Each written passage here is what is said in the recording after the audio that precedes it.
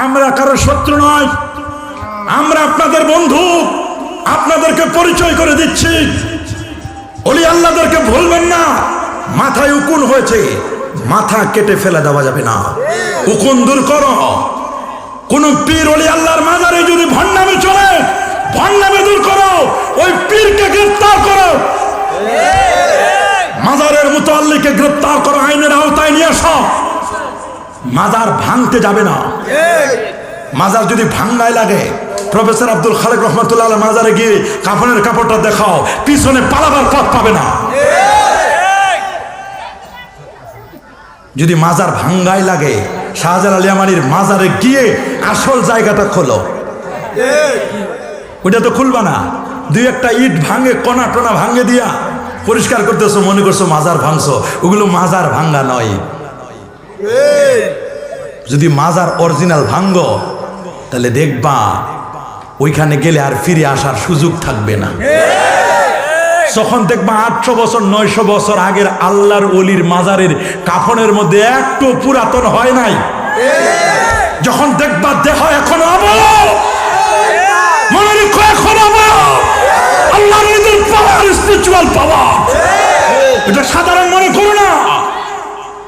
তুমি আর কবর থেকে উঠে আসতে পারবে না। কথা বলেন, ভাঙ্গার লাগলে ওই রকম ভাঙ্গো, তখন দেখবো তুমি কত বাপের বেটা।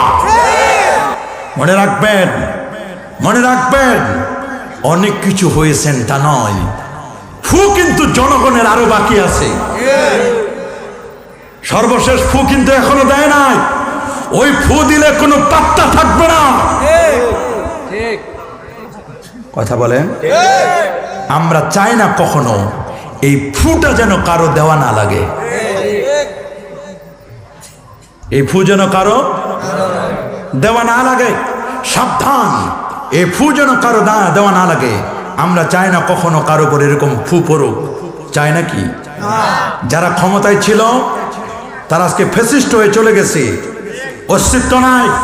শুনুন, আমার আল্লাহ কি বলে দিয়েছেন হাদিসে কুদসি, মান আদা লিল্লাহি ওয়ালিয়ান ফাকাদ আযানতুহু বিল হারব। আল্লাহর ওলিদের সাথে যারা দুশমনি করে, আমার আল্লাহ নিজে তাদের বিরুদ্ধে যুদ্ধ ঘোষণা করবে। আমার বক্তব্যকে কেউ কাটছাট করবেন না, আনকাট বক্তব্য পাবলিশ করবেন, কাটিং সাটিং পেস্টিং করবেন না। যদি বক্তব্য কখনো প্রচার করার প্রয়োজন হয়, ইউটিউবার যারা আছেন পুরোটাই বক্তব্য দিবেন, একটু কাটিং সাটিং করবেন না। কোনো ব্যক্তিকে টার্গেট করে আমরা কথা বলি না। আমাদের কথাগুলো হয় সামগ্রিক, আমাদের কথা হয় উম্মতের কল্যাণের জন্য।